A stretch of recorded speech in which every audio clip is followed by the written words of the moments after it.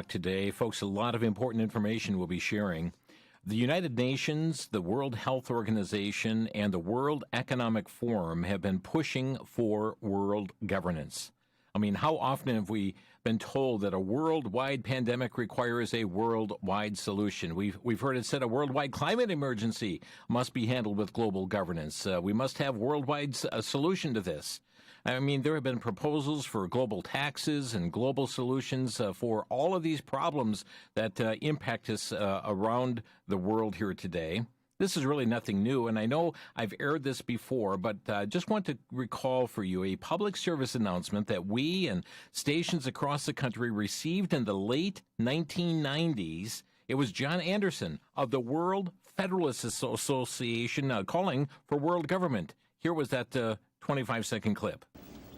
Hello, I'm John Anderson, president of the World Federalist Association. We believe in world peace through world law. How to achieve that law? How to achieve that goal? We believe in an empowered United Nations with the kind of institutions that can give us global governance for global problems.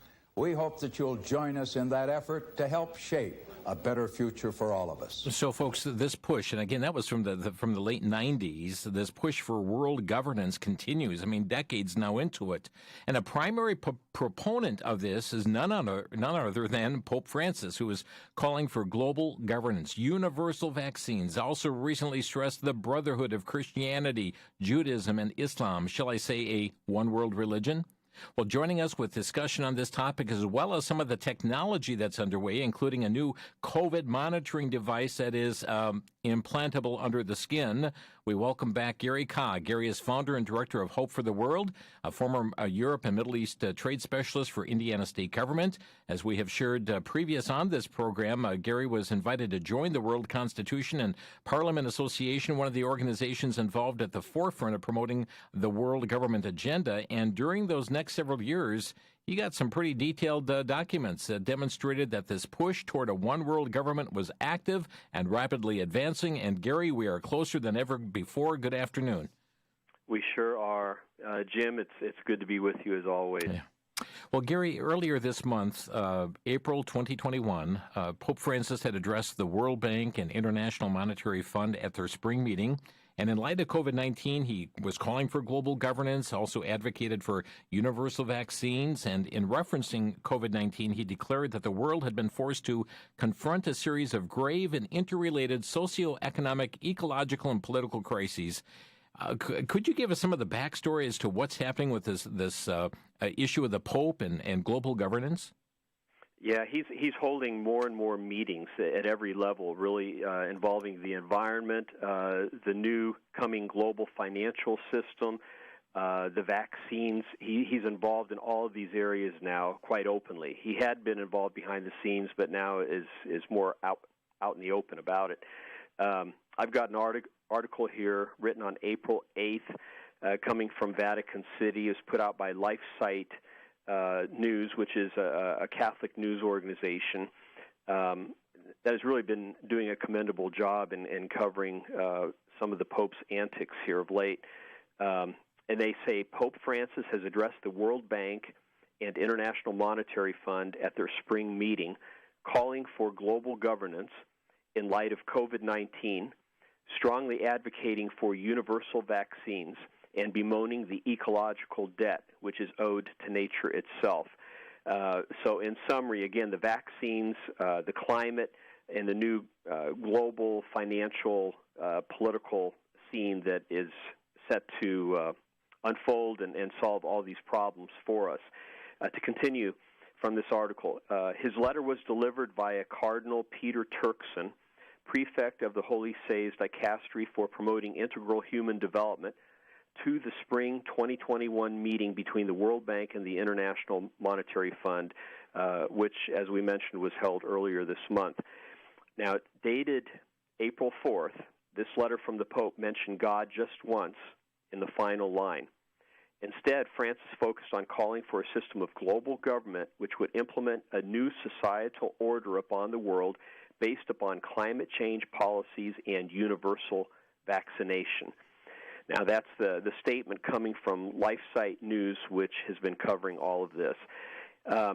they also point out in this article that he uses the term universal common good a lot, and that's a term that's also used by Marxists and really dedicated socialists and globalists. It has been for years, and so that has become part of his daily lingo now.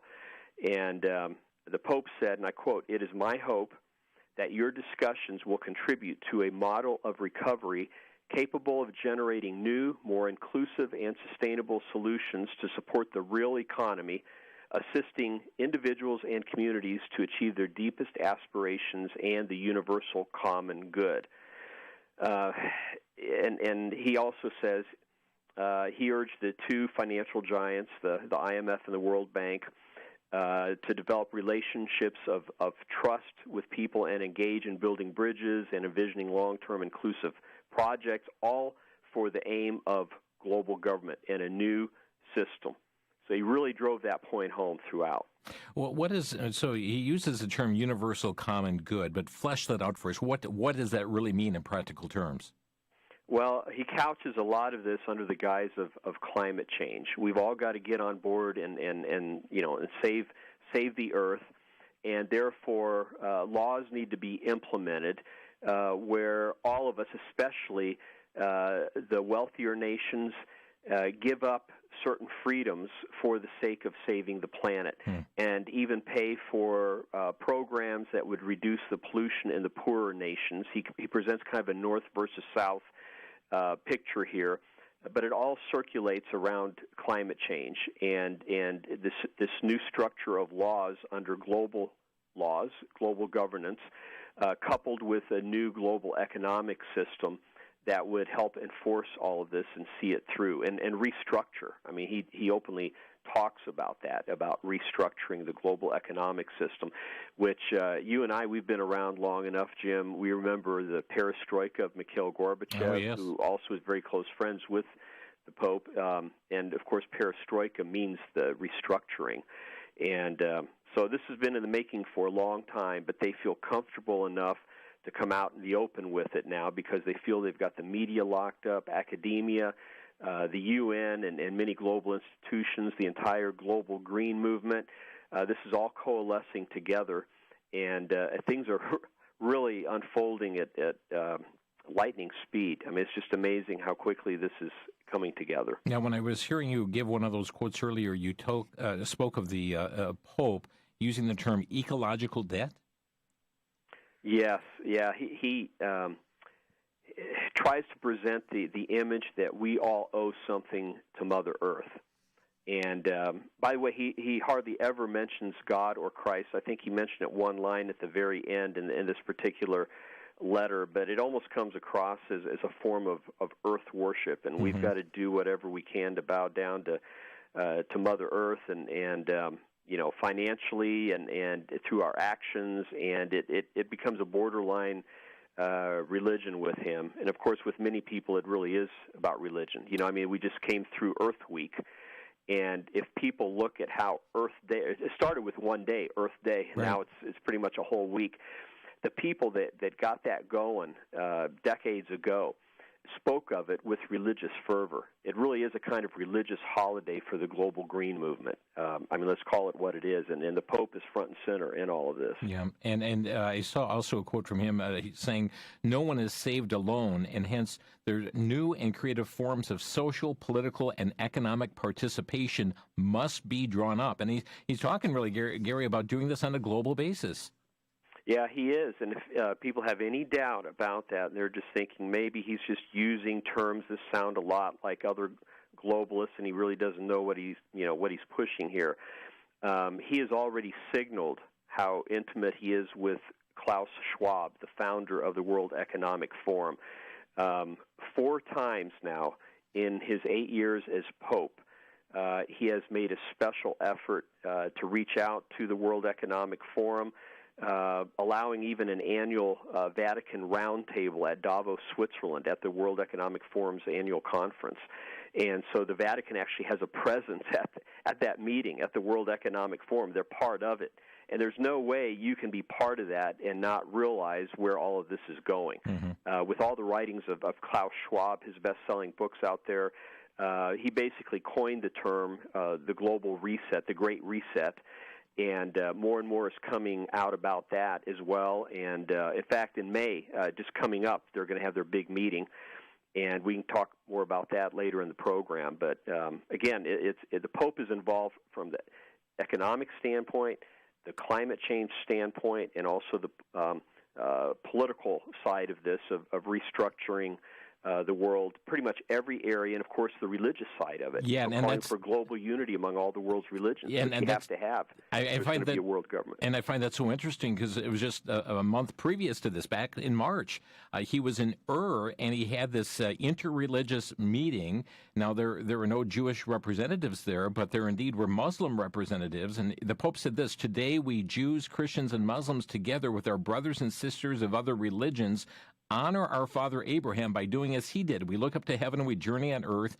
We look up to heaven thousands of years later. As we look up to the same sky, those same stars appear. They illumine the darkest nights because they shine together. Heaven thus imparts a message of unity. The Almighty above invites us never to separate ourselves from our neighbors." As I read this, Gary, I thought that this sounds like he's promoting a unified religion. Yeah, and he is. He is. And he's not the first pope to do so, but he's doing it much more openly and aggressively than the previous popes. In his recent address, he dealt with the topic of salvation, but once again viewing it with a purely earthly understanding and linking salvation to the New World Order and a focus of green policies. And again, this is according to the LifeSite article that I've been quoting here, that I want to give them credit on this. He states, and this is a quote of the Pope, says, "The path to humanity's salvation passes through the creation of a new model of development which unquestionably focuses on coexistence among peoples in harmony with creation." So it's this whole earth-centered approach, and he's trying to unite the religious leaders of the world around that, not just those of Judaism and Islam, but of the other religions as well. And so this is global, and he's touting the mantra, global problems demand global solutions. You know, and toward this end, the Pope has launched his own initiative with the UN and with globalist corporations to promote a new economic system of capitalism and ensure the achievement of the UN Sustainable Development Goals. And I think on the last program I did with you, Jim, I mentioned some specifics that the Pope had put in place regarding the economy and what he's trying to do there. It might be re-mentioning that here if you have a moment. Yeah, tell you what, let's quick take a break and let's come back to that aspect. Gary Kah is with us today. Indeed, ladies and gentlemen, the Pope is pushing world governance, and we'll pick up with our discussion after the break. This is Crosstalk on the VCY America Network.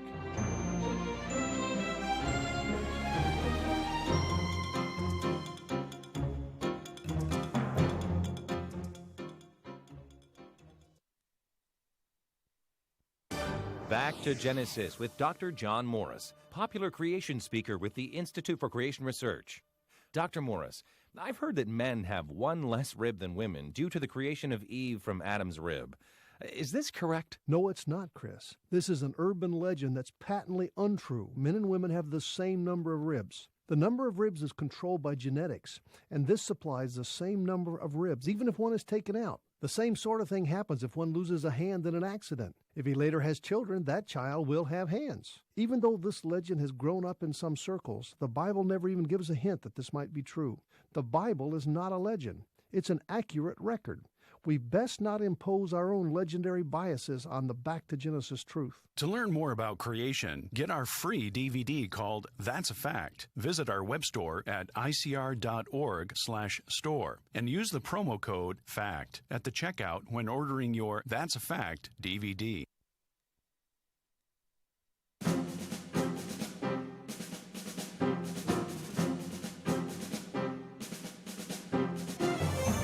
Yes, ladies and gentlemen, the push toward global governance is ever before us, and one of the primary pushers is none other than the Pope himself. Gary Kah is with us today, founder and director of Hope for the World. And Gary, as we're talking about the Pope, as that break came upon us, we were just starting to talk about some of that those economic initiatives that are being championed by the Pope. Yeah, back in December, he launched just a huge push.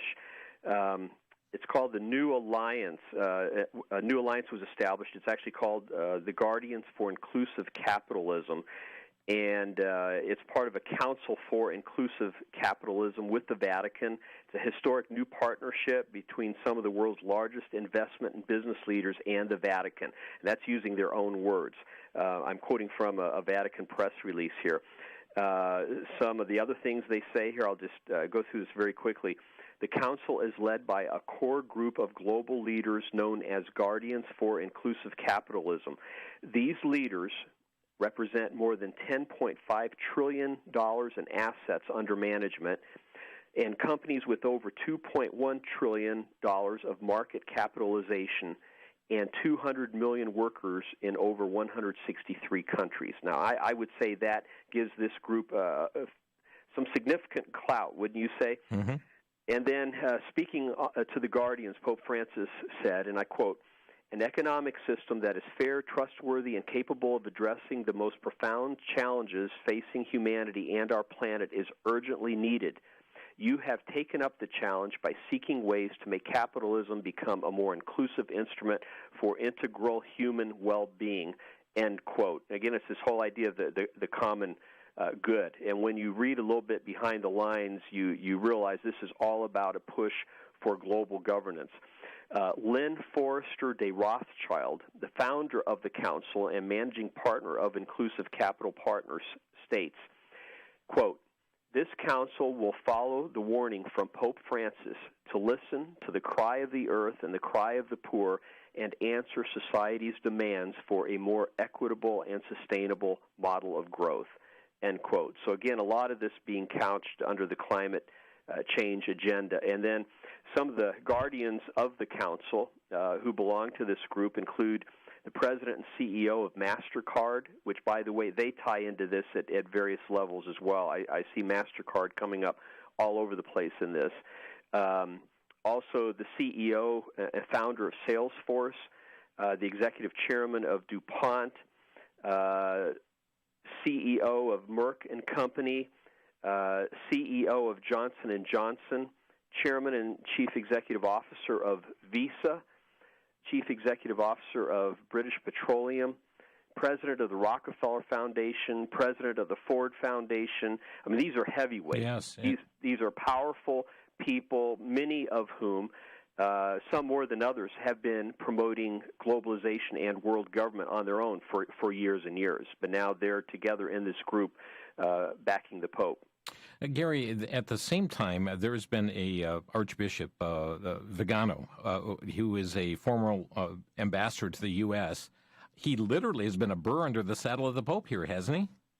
Yeah, he has really sounded the alarm, speaking out against the Great Reset, the Pope's direct involvement in all of this, and he makes some strong statements. In one of them, he said, "As is now clear, the one who occupies the chair of Peter has betrayed his role from the very beginning in order to defend and promote the globalist ideology, supporting the agenda of the deep church who chose him from its ranks." So that statement kind of sums up where he's coming from, and he's speaking as a Vatican insider. And since last talking to you, Jim, I received something from Italy, from one of our lead researchers over there who keeps a close eye on developments at the Vatican. And he picked up a story. This was an interview conducted by a German news organization of Archbishop Vigano. The interview took place on February 28th, and again, it is the Deutsche Wirtschaftsnachrichten, which means the German Economic News Service. And I highlighted, I mean, this is really long because it was a lengthy interview. I highlighted maybe 6 paragraphs or so, some snippets from them. I just want to share a few of these. This is, again, Archbishop Vigano in this interview with this German economic news organization. He says, "We know by the admission of those involved that this pseudo-pandemic was planned for years, primarily by weakening national health systems and pandemic plans.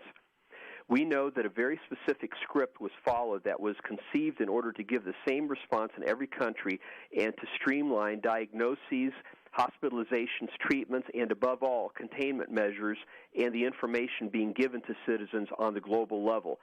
There is a directorate that continues to manage COVID-19 with the single purpose of forcibly imposing limitations on natural liberties, constitutional rights, free enterprise, and work. The problem is not COVID in itself, but the use of what has happened in order to accomplish the Great Reset that the World Economic Forum announced some time ago and that today is being implemented point by point with the intention of making social changes inevitable that would otherwise be rejected and condemned by the majority of the population.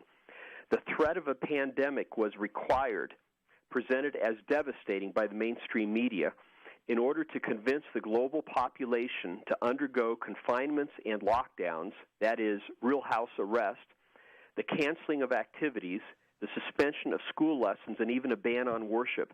And all this was obtained with the complicity of all those involved, in particular political leaders, health officials, and even the ecclesiastical hierarchy itself.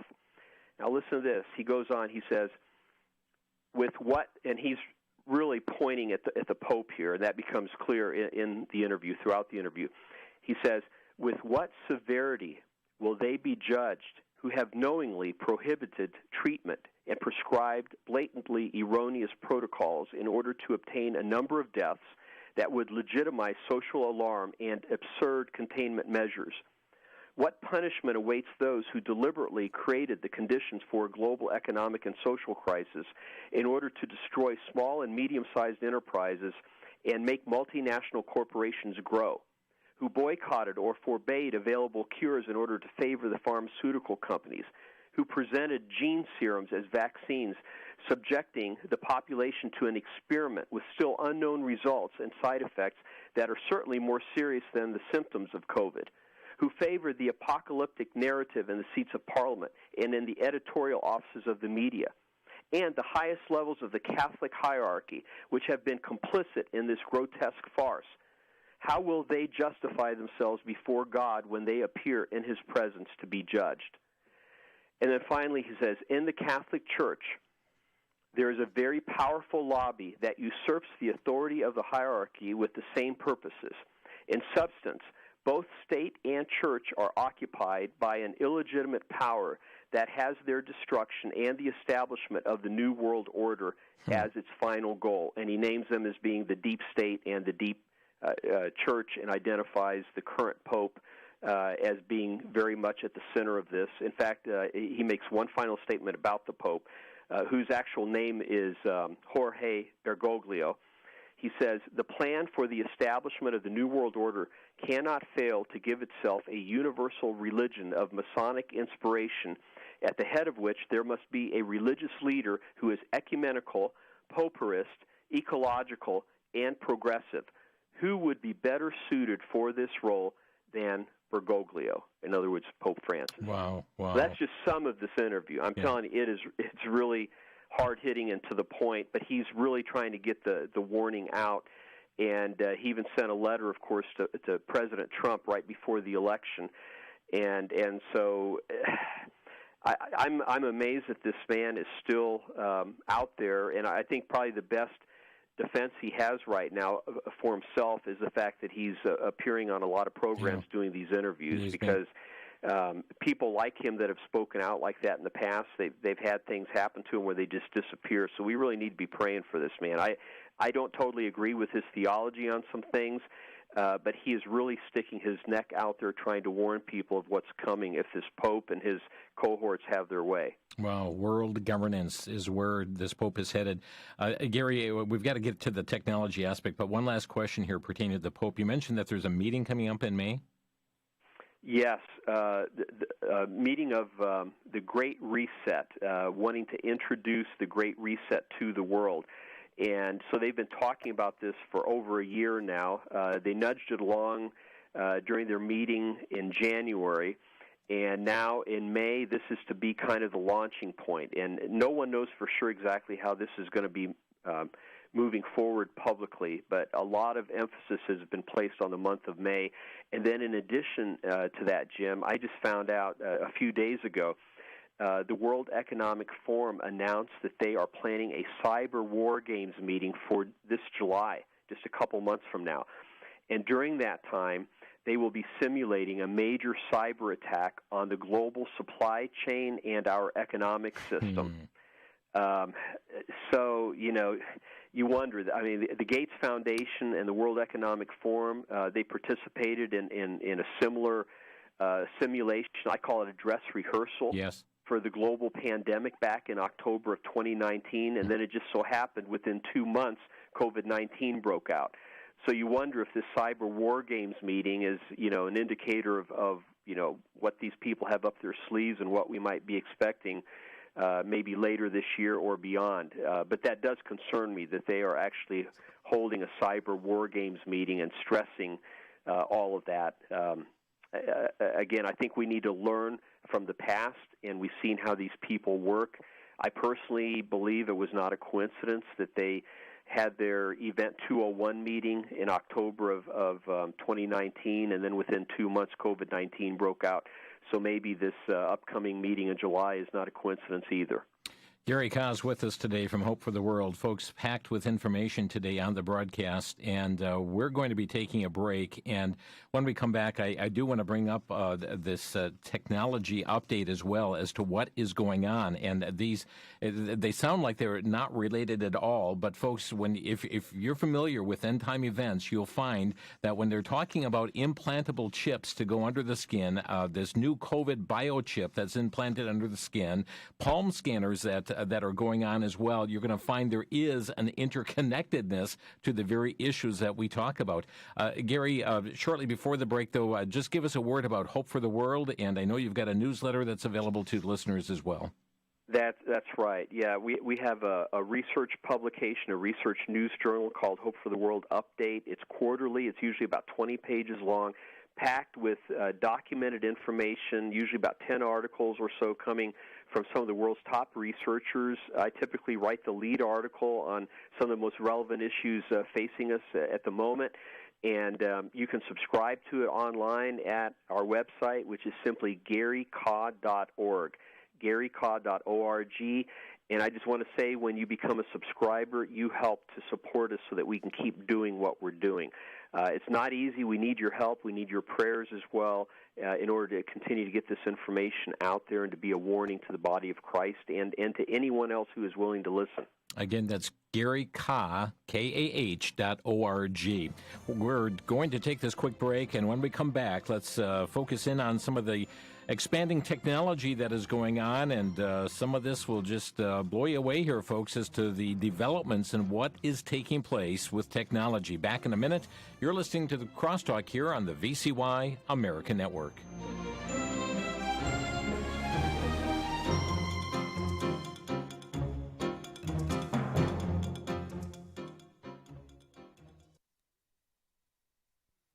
More now than at any other time in our nation's history, we are deluged in all forms of media.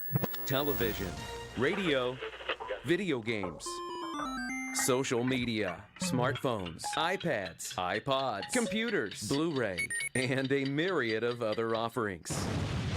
Along with all of this exposure comes the key question: how do I safeguard myself and family from that which is inappropriate? In the book, Biblical Filters for Your Media Choices, author Joe Schlero presents 10 biblical filters a Christian must consider before engaging in the media. This 50-page booklet presents a biblical filter derived from scriptural principles. VCY America is offering 1 copy of the booklet for a donation of $7 or get 5 copies for a donation of $30. Call 1-800-729-9829 and ask for Biblical Filters for Your Media Choices.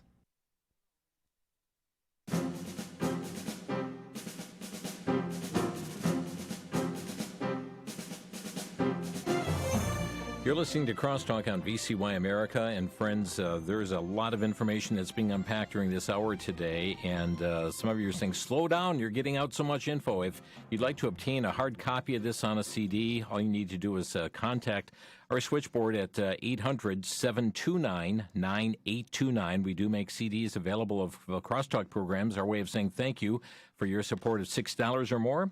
This will also be up on our website within just a few hours. You'll be able to send links to this and listen free online as well. But if you do want that hard copy, just call us at 800-729-9829. Gary Kah is with us today from Hope for the World. His website, GaryKah.org, and Kah is spelled K-A-H, GaryKah.org. Gary, to simultaneously is this call for world governance taking place, and we're using every single, and I'm putting quote, crises in this world today to just escalate where things are going and what's happening. And then we have the likes of stories coming out, and even CBS 60 Minutes did a feature on here we have a Pentagon scientist unveiling this new COVID biochip that's implantable under the skin. Yeah, that's right. Just a couple of weeks ago, CBS on their show 60 Minutes interviewed retired Army Colonel Matt Hepburn, who's an expert on technology, and he was sharing about some of the things that they've been developing. And he described this biochip, and he says it's a sensor, as he was holding up and talking about one of the creations. There's so much technology behind this. It's gone so far, so fast. Either that or it's been developed behind the scenes over a long period of time. We just didn't know about it.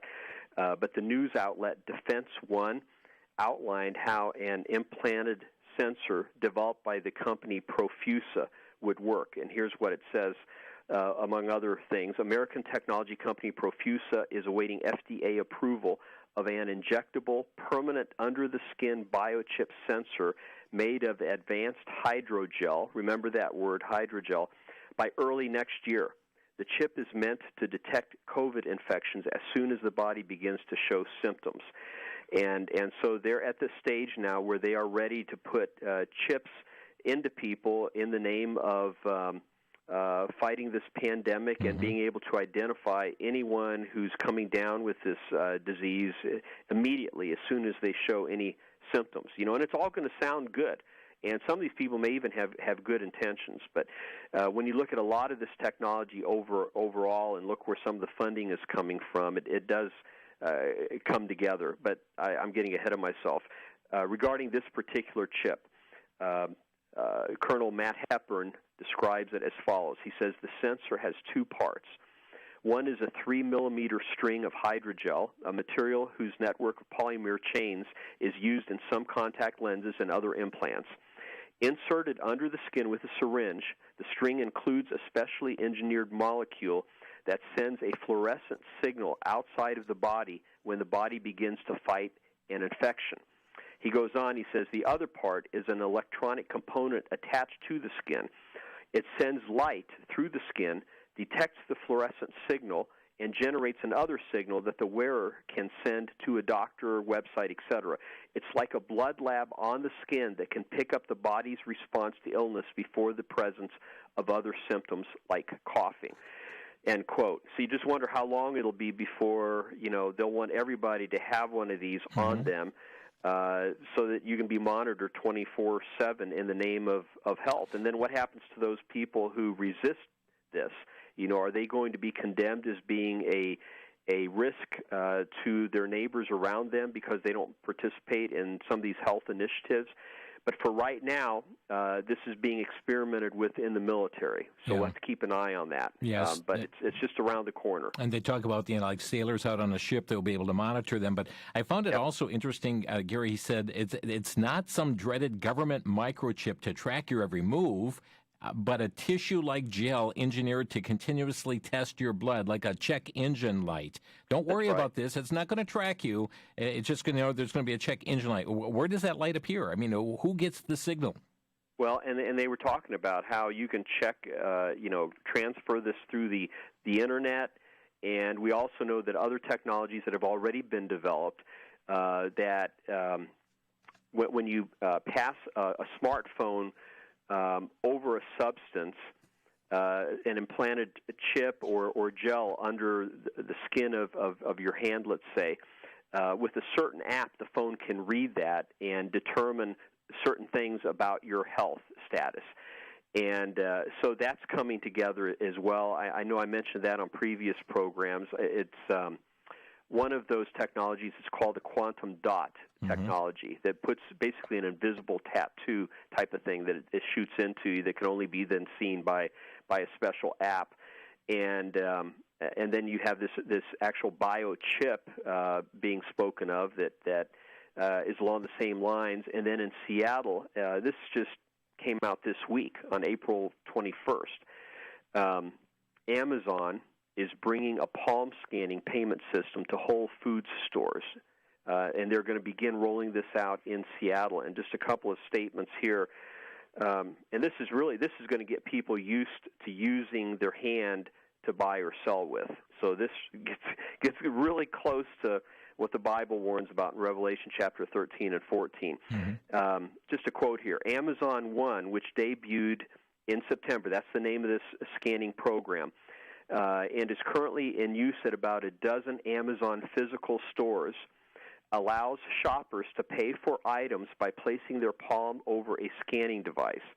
The first time shoppers use the kiosk, they have to insert a credit card to link it with their palm print. But after that, shoppers can pay simply by holding their hand over the kiosk.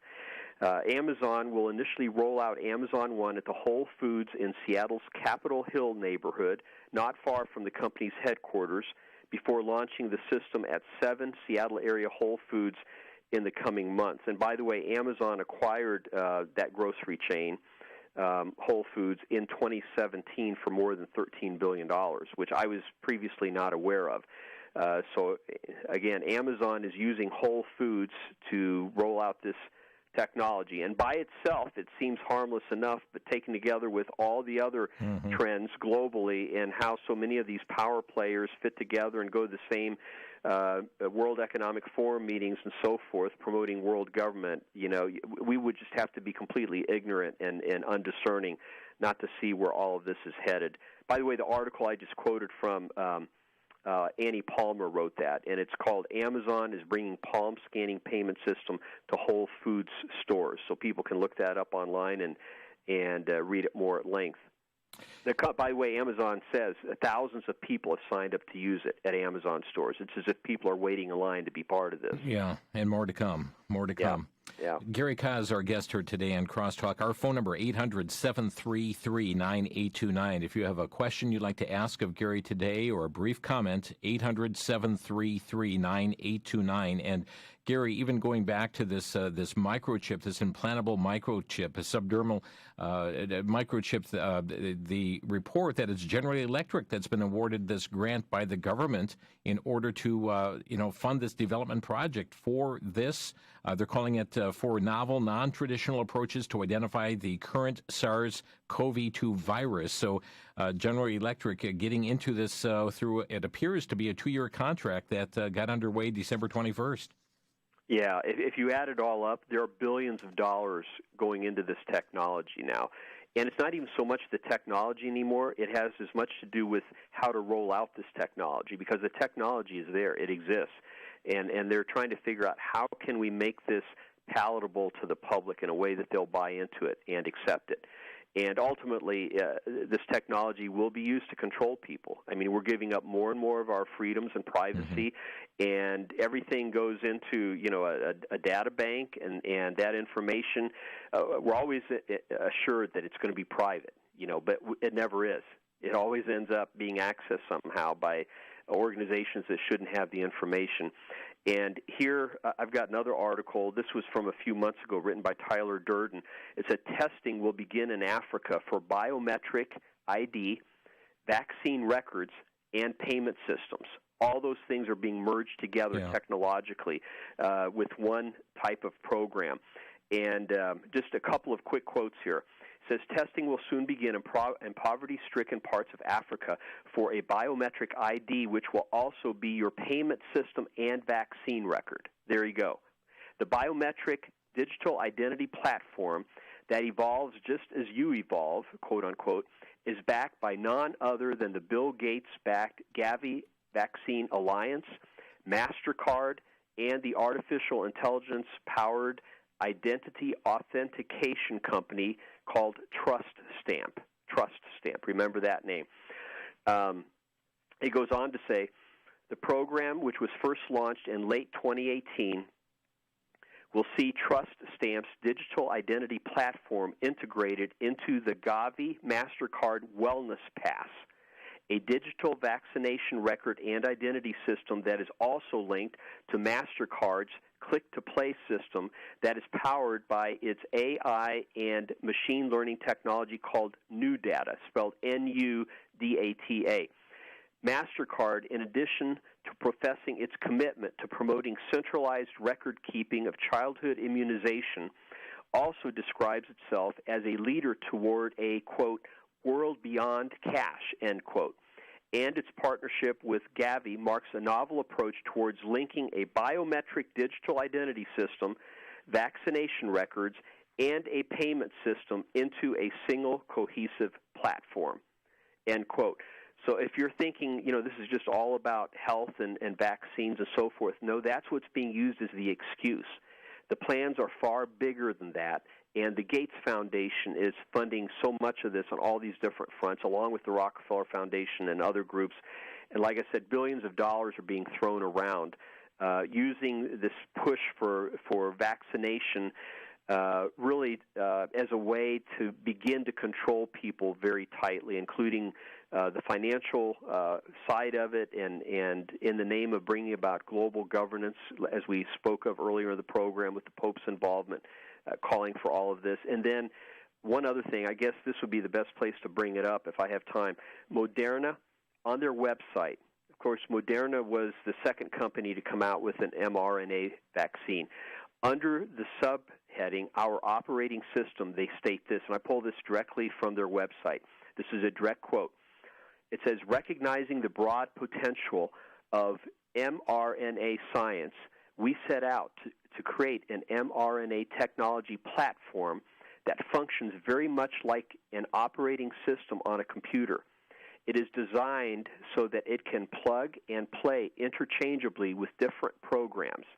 In our case, the program or app is our mRNA drug, the unique mRNA sequence that codes for a protein, end quote.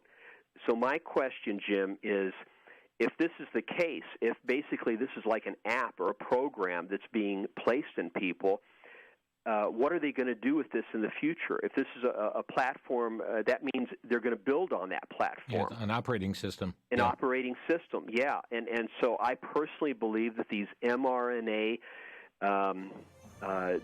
vaccines that they're putting in people are going to serve as a platform for future vaccines and other developments that they're going to plug into this that will lead up and possibly become the mark of the beast. I'm not saying this is the mark of the beast, but I'm saying this is all prepping us for that. It's providing a launching pad for that, and it's moving very quickly. We got to take a break right here. We'll come to your calls after the break. This is Crosstalk.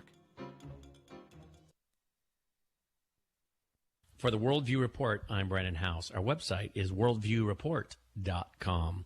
Recently, Mike Lindell declared on one of his broadcasts, what we're seeing in America now is communism. Many people may think that's over the top, but it's not. Recently, I acquired in writing a report written by progressives out of the United States House of Representatives, by 13 of them. And you know what they want? They want us to stop using the phrase, "In God we trust." They also told the Biden administration they should not be using the phrase Judeo-Christian. They also went on to say they want the Biden administration and his agencies to decide who is a church and who is not, who can be a 501c3 church and who cannot. They also wanted to eliminate all non-religious exemptions for vaccines, and they also want the Department of Homeland Security and Justice to use funds for de-radicalization of conservatives.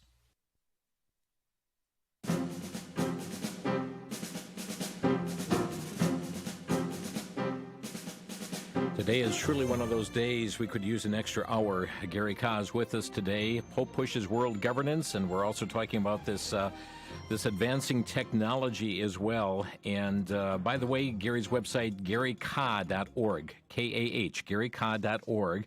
His newsletter available there, or if you want to subscribe, you want to use telephone, their ministry line number is 317-290-4673.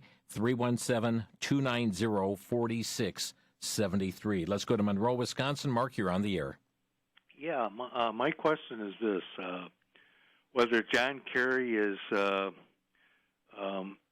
collaborated with the Pope Francis, especially back in the day when he stated the biggest threat to the U.S. was global warming. And that's in light of the latest allegation to him insinuating that he was guilty of passing on top secret information to Iran. Yeah, I mean, the allegations of being a betrayal to Israel. Gary, this is astounding information. Yeah, this is breaking news. It's not too difficult to believe that it is true, though, because of his past history. He is a staunch globalist. He's had meetings in the past with Vatican officials, with top climate change people. He's completely in the tank on all of that. And so he's basically one of these people who travels around the world and falls into the category of being a crisis manager, so to speak. And, of course, the more crises there are, the easier it makes it for the globalists to try to usher in their new world order to allegedly solve all these crises. And so you'll notice wherever anything that Kerry is in the middle of, it seems to lead to some type of a crisis. And when he was working together with the Obama administration a few years back, you look at what happened in the Middle East during that time. Everywhere where there was peace, there ended up being tumultuous uprisings and wars, and basically the Middle East was turned on its head. And suddenly there were crises everywhere. Yeah. And so, yeah. Keep your eyes on Kerry and what he's doing. I hope that he is called out in a major way on this and that he has to resign. I doubt that will happen. Thank you, Mark. Chris in Oshkosh, you're on the air. Yeah, just a quick comment. I was wondering if your guest is aware of the Pope's hat that he wears, that pointed hat. In Latin, it says on there, Vicarius Filii Dei, which is translated representative of the Son of God. Yeah. One of the translations of the word Antichrist is in place of Christ. Mm-hmm. Isn't that kind of ironic or strange? Yeah. The Pope's definitely going to be one of the two players in the Book of Revelation, the false prophet. The other being the political leader that's going to rise up. So, yeah, everything he was saying earlier, I missed the very beginning, but everything he was saying earlier is absolutely accurate. Yeah, thank you, Chris, for that. Troy is calling also from Wisconsin. You're on the air. Well, thank you for taking my call. My comment, I have a comment, though. I had a dream about 2 months ago. Let's not talk about the dream. Let's go right to your question. We've only got 4 minutes left in the program here. Any nanotechnology available where microchips, like microchip technology, can go into your system through nanotechnology? I'm sorry. Yeah, Troy, you're breaking up so much on your cell phone there. Wayne in Chattanooga, Tennessee, you're on the air.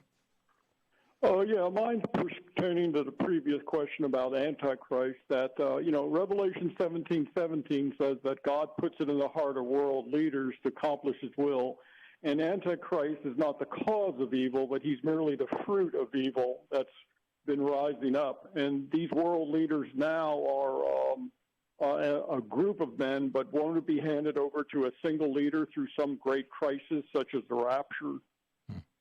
Well, I believe there are going to be numerous crises that come together, and we're getting closer and closer to that. They're really working 5 areas all at the same time. We touched on some of those in this program, and the day is going to come where they argue that the only solution for all these problems and to bring about world peace is going to be a global system of government. And I believe that they will bring in the religious side of things. It's inevitable, and bring all the world's religions together, and that there will be one single figure that emerges as having the lead with a second figure backing him up. And if this were to happen in the very near future, I hate to speculate about this stuff because things can change so quickly, but right now, this current pope is definitely in a position to play one of those two key major roles. I will say that. Thank you, Wayne, for the call. Randy in Fayetteville, Arkansas, you're on the air. Yeah, I just want to say, talk about all the stuff going on, the pandemic, the economies of the world.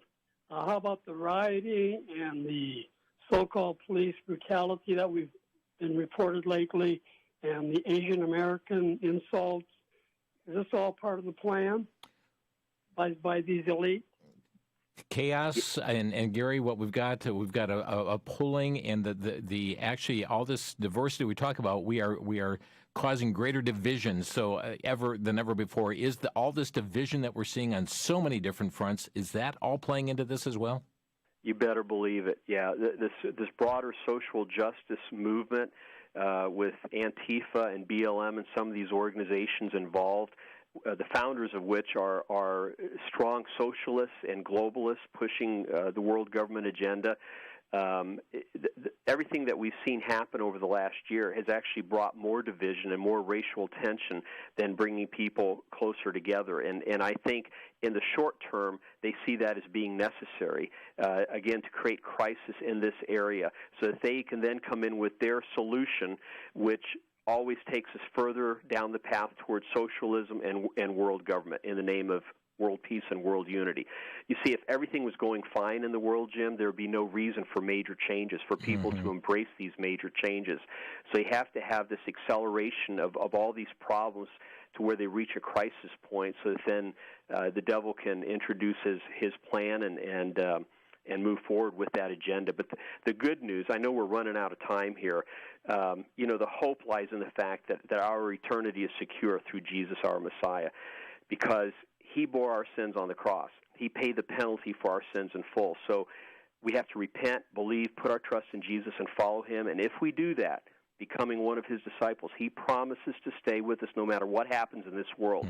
And we have to emphasize that with all this bad stuff happening, we've got to offer that hope. No matter what the devil throws our way, we know that God has a plan, and in the end, he wins. In Matthew 28:20, Jesus promised, "Surely I'm with you always, even to the very end of the age." Amen. We and need Gary, to cling to that. And we can cling to that, and we're going to have to leave it there. Gary, thank you so much for joining us here today.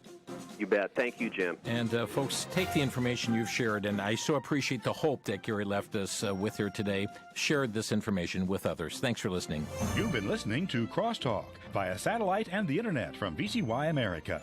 Views expressed may or may not be those of this station. For a CD of today's program, send a donation of $6 or more to VCY Tape Ministry, 3434 West Kilbourne Avenue, Milwaukee, Wisconsin, 53208. Or download by RSS or podcast from crosstalkamerica.com. And join us again for Crosstalk.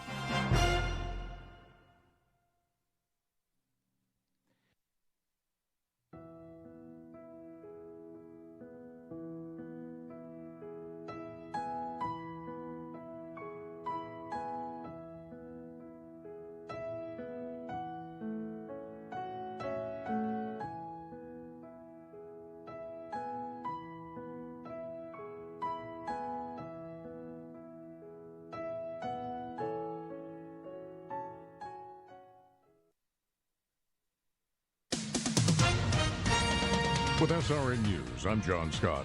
Fully vaccinated Americans don't need to wear masks outdoors anymore, and unvaccinated people can drop face coverings in some cases, too. However, CDC Director Dr. Robin Walensky says there are still some instances where masks are recommended, even for those fully vaccinated. We continue to recommend masking in crowded outdoor settings and venues, such as packed stadiums and concerts, where there is decreased ability to maintain physical distance and where many unvaccinated people may also be present. The change comes as more than half U.S. adults have gotten at least one dose of coronavirus vaccine. More than a third have been fully vaccinated. The new guidance was announced today. Also at SRNnews.com, Republicans the big winners in the latest census. The new census numbers released on Monday suggest a shift in political clout away from traditional Rust Belt states toward southern Republican strongholds, largely the result of population changes